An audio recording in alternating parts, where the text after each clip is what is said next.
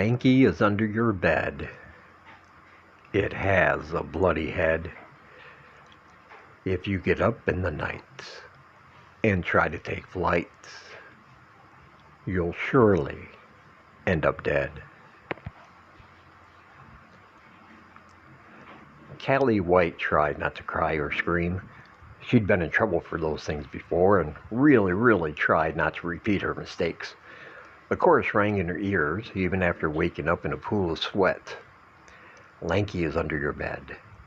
There was no Lanky, she told herself weakly. No Lanky, no other monsters whose stories had been repeated to her since she was young. Now 10 years old, she had to put away those lies from her childhood. She was almost a grown-up now.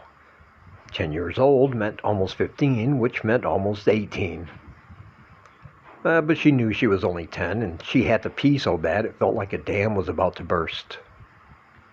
She couldn't do that in her room. The last time she had peed the bed was 2 years ago. A nightmare had taken her, infiltrating her mind, and she had awoken to a wet bed sheet and a rancid smell.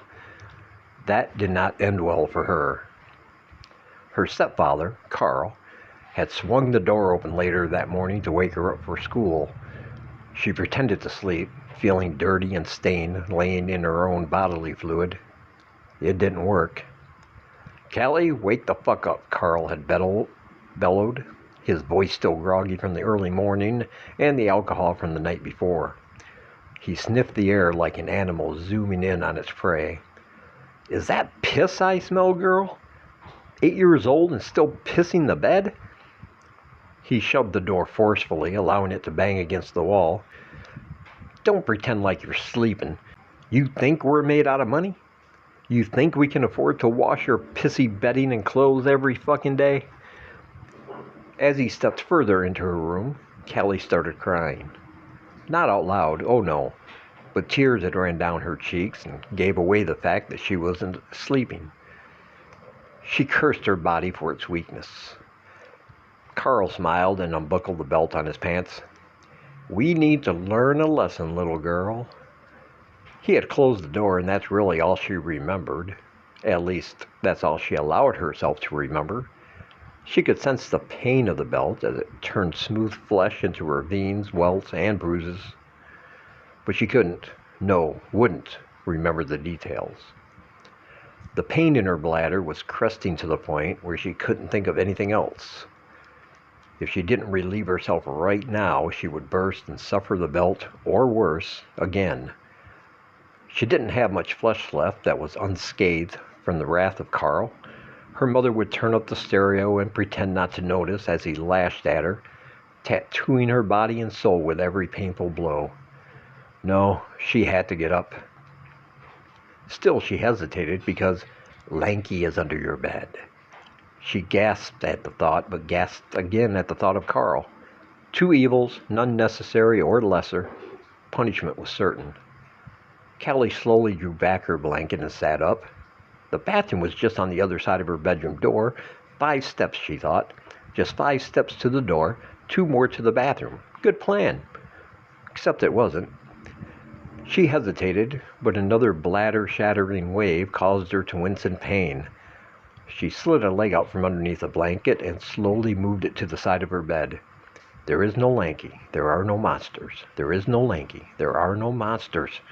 She kept repeating this mantra with no conviction, but hoping the words would make it true. She tentatively allowed her leg to perch itself off the side of the mattress. The floor was inches away, and she could almost feel its cool wood against her soles. Just let it land, she told herself. 1 foot, then the other. 5 steps to the door. She could do this. Something skittered under the bed. A sound like fingernails moving erratically, scraping the pieces of wood, looking for purchase, and it was coming towards her outstretched leg. She pulled her leg back onto the relative safety of the mattress. The floor is lava. Her breath exhaled hot and quick. The noise of long yellowed fingernails continued its tormenting course, producing a cacophony of warnings under her bed. Beyond the thinnest of walls, she could also hear Carl. A snort, then a snore, occasionally interrupted with an expletive from some sadistic part of his mind that played out in his dreams. A monster beneath her and a monster beyond the wall. A physically induced surge rattled her overflowing bladder, and she let out a moan. I can jump, she thought. Yes, I can jump to the door and be in the hallway before Lanky can get me. Whether the noise would wake up Carl, she didn't know, but rather bruised and in pain than dead, right? She slowly positioned herself so her body was at the very foot of the bed. Sitting in a squat stance, she let out a series of deep breaths. The door looked like it was a mile away in her mind. What if she couldn't jump that far? What if she landed wrong and twisted her ankle? What if Lanky snatched her mid-air and devoured her whole? She was determined to count to 5 and steel herself for whatever was to happen. 1. She lowered her torso and balanced herself, hands on the bed, legs bent, her heels almost touching her backside. 2. Muscles tensed, a grim determination on her face, sweat forming on the creases of her knees. 3. Leaning forward ever so slightly, ligaments like electrical wires surging with soon-to-be released energy. 4. Rising up on her toes, precariously perched, awaiting the adrenaline rush, eyes singularly focused on the door. 5. An exhale of breath, body tense and ready for release. Callie felt her body push with her legs a millisecond before a thump from the bedroom next door broke her concentration. She pinwheeled, arms desperately grasping at air as gravity threatens its inevitable course. For a second she swore she could hear Lanky snickering at such easy prey. As she imagined her horrific fate falling to the floor and feeling claws digging into the softest parts of her body before being dragged under her bed, she caught herself mid-fall and landed unceremoniously on her back, on her mattress. Lanky seemed to howl in displeasure, and its skittering picked up in pace, as if her refusal to satisfy its hunger was a great offense. She sat up, clutching her stomach as she felt wetness slowly trickling down her thighs. A door squealed open from the hallway, and heavy footsteps thudded down the walkway from the other bedroom. Carl was up, heading to the bathroom. She shuddered at the thought of incurring his wrath, but maybe, just maybe, he would show mercy if she screamed. She couldn't picture a more incompatible pairing, Carl and Mercy, but she was out of options, and her stomach pulsed and throbbed from her urgent need to urinate. The sound of claws raking the floor under her bed continued, growing more frantic, more greedy. Lanky was insistent and refused to be denied. Its need to feed was as painful and all-consuming as Callie's bladder, and frustration tore through its core at the delay. It didn't think the rules were fair. The living meat sack was inches above its bloody, gaping maw, but it had to wait. Only when flesh touched the floor was it able to strike and feast. It salivated at the thought, thick lines of brackish mucus forming puddles around its gnarled, twisted body. Carl stumbled to the bathroom and held the door for leverage as he pulled his dick from his boxers. He wobbled at first, but steadied his frame as he forced his legs to stand aside the toilet and let his bladder flow. Still half drunk and still mean as ever, he focused on the task at hand. An almost imperceptible cry came from the bedroom across the hall. Callie. Fucking Callie. She never learned her lessons, no matter how he tried. He was a man who firmly believed that a child should be seen and never heard. The constant bitching and moaning was too much for a man. What did a kid have to cry about anyway? They were useless as far as he was concerned. They didn't work. They didn't contribute to society, and they always wanted more. More food, more attention, more resources that should go to guys like him that had to deal with real life. The children are our future? Fuck that. They are our downfall. Kelly listened to Carl in the bathroom. The sound of water running caused her to moan. When at last he was finished, he flushed the toilet. It took almost all of her strength to not scream in pain. He'll go to bed. He'll leave the bathroom door open. The movement under her bed had ceased, but she knew Lanky was there, perched, waiting, hungry. She paused. Her doorknob began to turn. Carl's outline cast a shadow on her bedroom floor as it swung open, his hair a rumpled mess, shirtless, dirty boxer shorts covering his nether regions. Thank you, God, for that, Callie thought. He stood there, but Callie couldn't see his face. A monster beneath and a monster above. "What's your problem, girl?" he asked. "Your mama's got to get to work in a few hours, and you're in here raising a ruckus." He paused for a minute, but soon a smile spread across his face. "Maybe we need to learn another lesson. And maybe I don't need a belt this time." His hand fell to his boxers, and he started rubbing himself. She looked on in horror. Sure, Carl was cruel. He was nasty, vengeful, and demeaning. But she had never thought of this possibility. He took a step into her room, giving a quick glance at the wall to the room he shared with her mother. No sounds came from that direction, so he took another step forward. Callie pushed herself against her headboard. She couldn't go any further. Despite her bladder and despite her fear, she only wanted this to not be happening. Anything else but this. Pins and needles swirled through her limbs. A tempest of agony roiled through her midsection.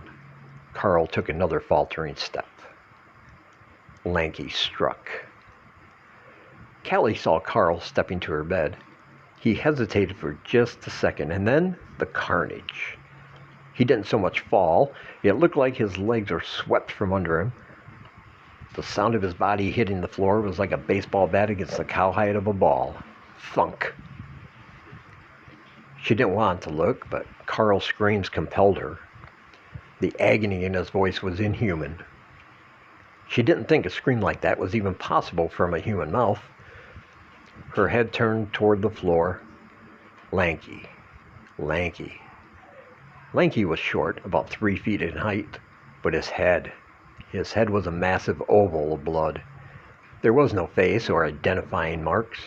His 4 eyes, which sat upon his skull, were twitching back and forth as if trying to take in everything at once.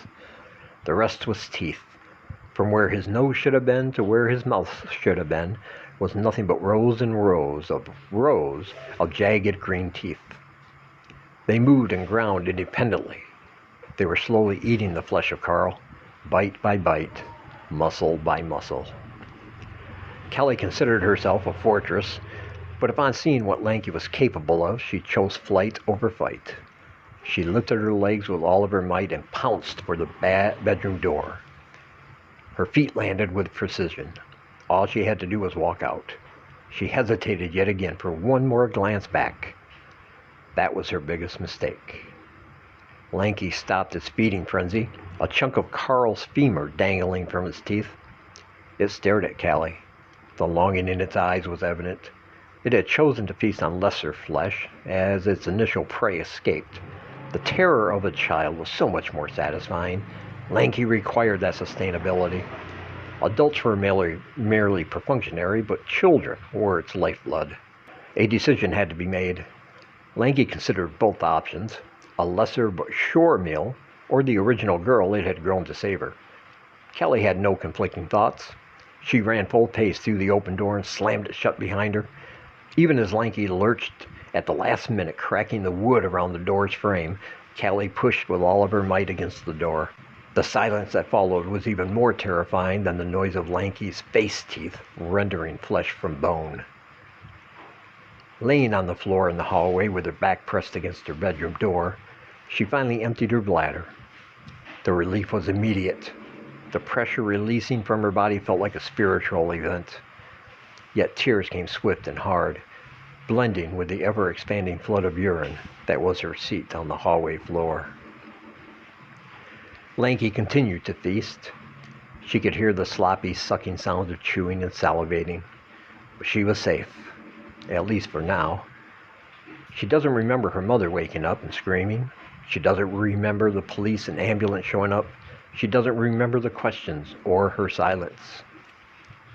She doesn't even remember how she wound up in this room. Sterile, white, No sharp edges. Most importantly, mattress on the floor. She doesn't have to remember because Lanky can't get her here. She is finally safe and protected. Kelly relaxes and sleeps peacefully. The end.